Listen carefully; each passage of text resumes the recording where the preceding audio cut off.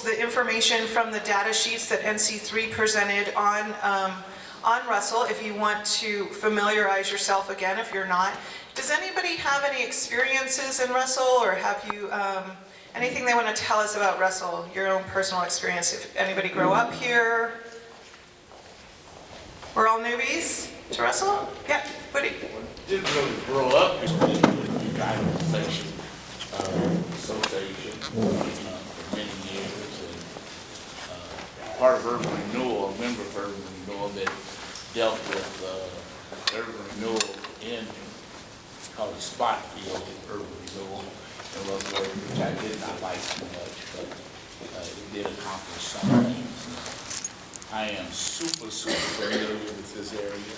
As a little boy, I ran these alleys and cobblestone streets, so very interested in this. I did have one question. I don't know whether this is the correct time for it, but I'm going to ask it.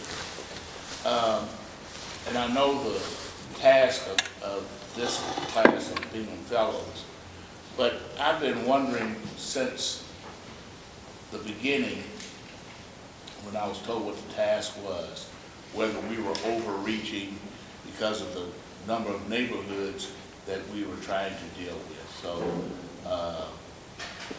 just dealing with one of the major neighborhoods in West Louisville would be a super hard task. But with the several that we have to consider, I was wondering maybe we were fighting out more than what this one class would achieve. My comment, that's all. Sure. Together, and you'll start formulating what your projects want to be. And at that point, you can decide as a class where you want to focus. So if you say, you know, if you make your case, Woody, and you say, let's do all of our projects in Russell and put all of our energy, and everybody agrees, absolutely. That's you know, this is the part where you get to frame your projects and what you want to do. I had to choose what I want to put in front of you and how much I could take on. So, and I didn't want to make it too narrow because I don't want to tell you what to do, and I didn't want to make it too wide because I'm only one person. So, we'll get into that a little bit more in April, but just realize that you are welcome to do any project that speaks to the topic of investing in West Louisville's path to prosperity. Okay? Bill? I spent a lot about the neighborhood from other kids in the school and some of the challenges that they face. Carl? When I was seed money, the Urban League was the facilitator.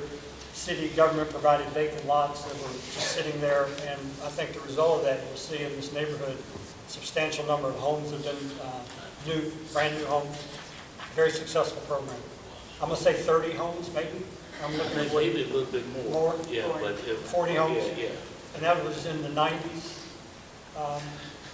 I would say. You're so age you just started to get the years. Yeah. Maybe 90s. So when you're riding around Russell, if you see some homes that look relatively new, that was a terrific program that came out, great partnership. An individual, David Jones, said, hey, I want to do something in Russell. Yeah. Great. And I do encourage you, when you leave here, to ride around the neighborhood. There's some maps on there. The NC3 information talks to you about different parks and things. Take this opportunity. We're going to be in a different location next time. We are at LCCC today, and I know Charles gets the first question because I cut him off last time. So I know some of you are familiar. How many people have been here before or are familiar with it? Great. It's obviously a gorgeous location, and I'm excited to be here because this is one of the places and projects that I thought, wow, we need to get this in front of the Bingham Fellows. There's great opportunity here, and I am going to introduce Kevin Fields. He's a former Bingham Fellow, so you can corner him and ask him what it's really like later in July, you know. And he's also the Senior Vice President and Chief Operating Officer of LCCC, and he graciously really helped us set all this up and hosted us. So I wanted to give him a good 45 minutes to tell you the story. At lunch, there'll be the option of going on a tour. I encourage you to go see the space, and I'll hand it over to you, sir. To Old Walnut Street. This is the home of Louisville Central Community Centers, Inc. But it's also Old Walnut Street, Leo, and our footprint on the community and the families that we serve. Well, my name is Kevin Fields. I'm the Senior Vice President and Chief Operating Officer here at LCCC. And as I was listening to your introductions, I was reflecting, and it just made me realize you hear people say you're living the dream. Well, certainly this for me is a dream job because I'll give you just a little bit of perspective on my career. I did grow up in this neighborhood. In fact, if you look across the street, within 150 feet, you will see the apartment at 463 South 13th Street that I grew up in as a boy. And I've spent a good number of my 30 years as a professional working about this area. Spent 14 years as a public housing administrator for Louisville Metro Housing Authority, where I got a chance to try to rectify some of the things that I saw growing up in the public housing communities. Left there and went to the Urban League, so it's good to see my Urban Leaguers in the house, Katina Whitlock and others who are here. But worked there with Ben Richmond for about 11 years and worked as the education director and worked as VP of programs there. But I want to tell you a little bit about having met Sam Watkins about 20 years ago. In fact, I was at the Housing Authority at the time, and I met Sam through an introduction of a professor who was working with me as I was working on my master's degree in urban planning.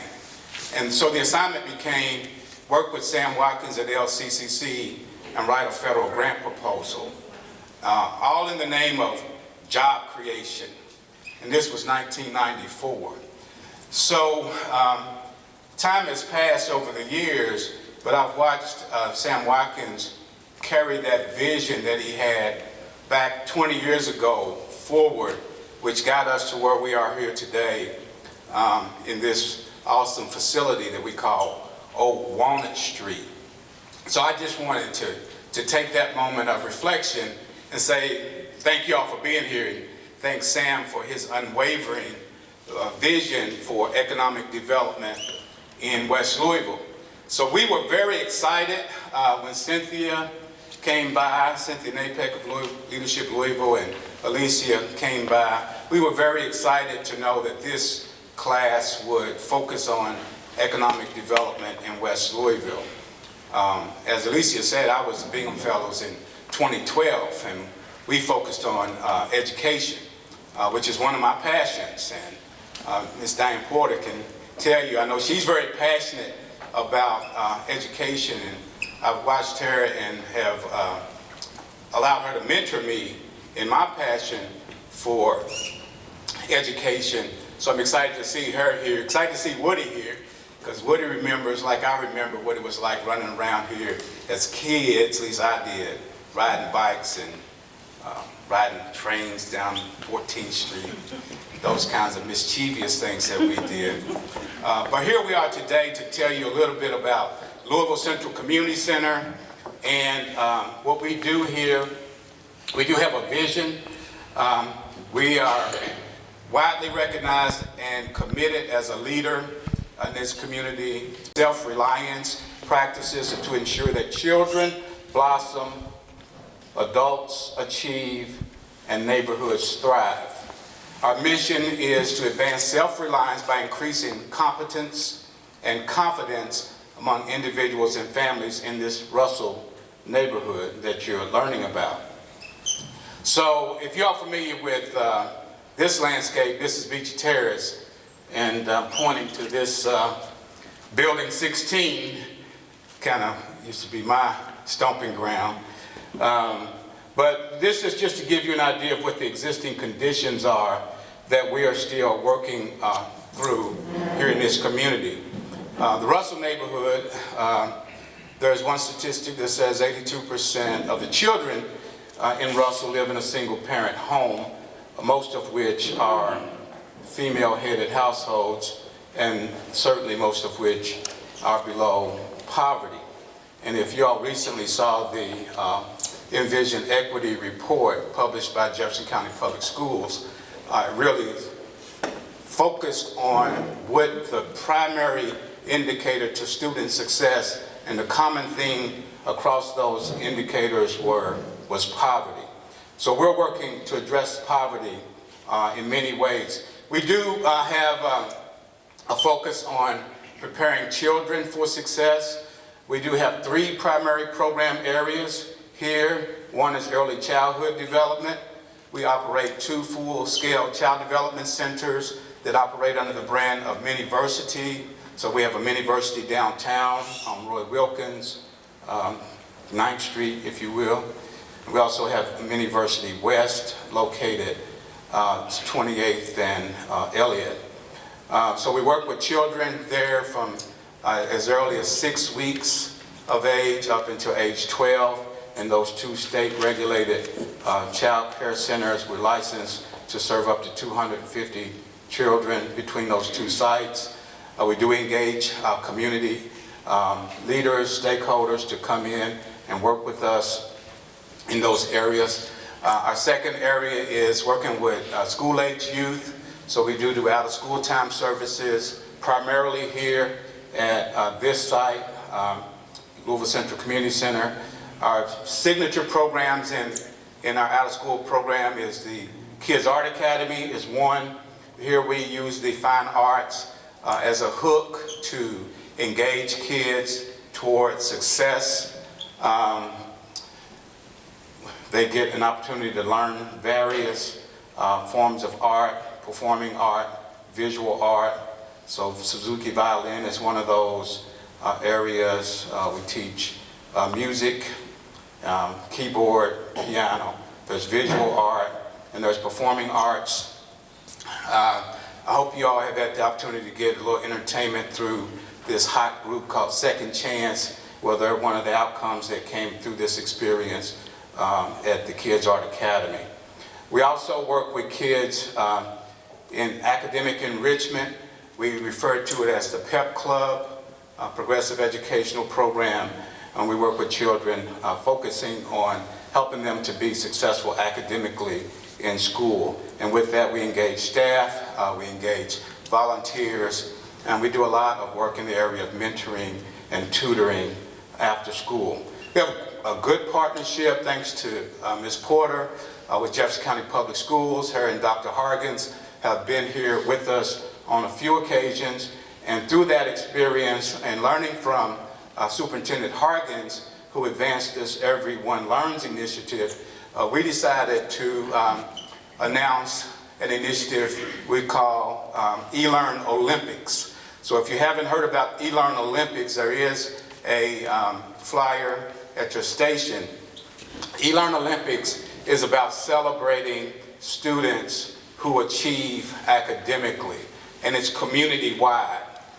So we refer to it as a competition where the students are actually competing against the rigor of the curriculum through 2 online tutorials, Success Maker and Study Island. So we bought into this idea based on the superintendent encouraging out-of-school time providers to work with children in these tutorials as a way to enhance their skill sets and get them ready for these state tests.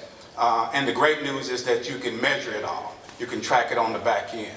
So our part of it is just to create a spark of excitement around student achievement. And I like to say we want to celebrate children for their academic achievement the same way we celebrate them for being great at athletics and performing in the arts. So we can turn out a big crowd whenever there is a football game or a basketball game to cheer the kids on. So we want to turn out a big crowd to cheer them on when they're achieving academically. So certainly we have engaged parents who work with us. We do have a focus on boys through our Boys to Men's program. We know that our boys need a little extra because they tend to lag furthest behind African American boys in terms of academic achievement. We also are really excited about our Teen Leadership Council. Teen Leadership Council, you're going to hear from them this afternoon, a dynamic group teenagers who are, we're investing in their leadership skills, and they're demonstrating those skills through community service. So you'll hear about an initiative that they're doing as well. One of the signature activities of the Teen Leadership Council is ACT test prep workshops. They do 4 of them per year, serving approximately 30 to 40 children in each setting, and they get great reviews from that. Our third area is our adult services. We brand it Working Solutions. We work with adults primarily in that area. Charles Turner, who's standing over here, is our program manager for the Working Solutions program. We help individuals to do job seeking and to prepare for job readiness. We've recently went through a program enhancement. In fact, these photographs are taken when we were over in the older spaces. We've now moved into our new spaces that hopefully you'll get to see when you take the tour. If you want to see it, we've got a brand new computer installation up there. But we help individuals to be ready to compete for jobs, resume writing, interview workshops, financial literacy, certainly a big issue.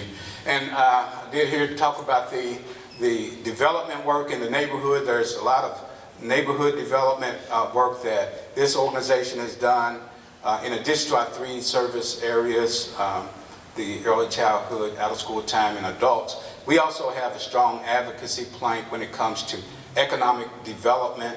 And so a number of years ago, we led the development of the Pioneer Park development, which you'll see over in Russell, that produced actually the first home. I won't claim that because certainly the Urban League was there at the same time, but among the first homes that sold for over $100,000 in this part of town were a part of that. So we're here today at Old Walnut Street. I want to tell you more about Old Walnut Street and some of the vision that emerges here. Certainly we're in our new facility now. We occupy now the 2nd floor of this 4-story structure, and our youth center is there, our Working Solutions Center is there. The 1st floor is about 19,000 square feet of business incubation space, and hopefully you'll get a chance to see that. The thing that we're really excited about, and I know that our board chair, Dan Crutcher, who's here, is really a champion for this vision west of 9th. Dan, as you all may have followed the Louisville magazine that Dan is the publisher of, and actually was this time last year, the March 2013 edition of Louisville magazine, focused on this idea of stop ignoring the West End. And there were some very stark realities presented in that presentation. And it really catapulted us, because even though we were on this track of advancing economic development in this area, we realized, based on these harsh realities, something major has to be done in order to change it. So this effort is really for us to be a catalyst for change. So we responded to Mayor Fisher when he asked the community to advise him on what the vision of Louisville needs to look like 25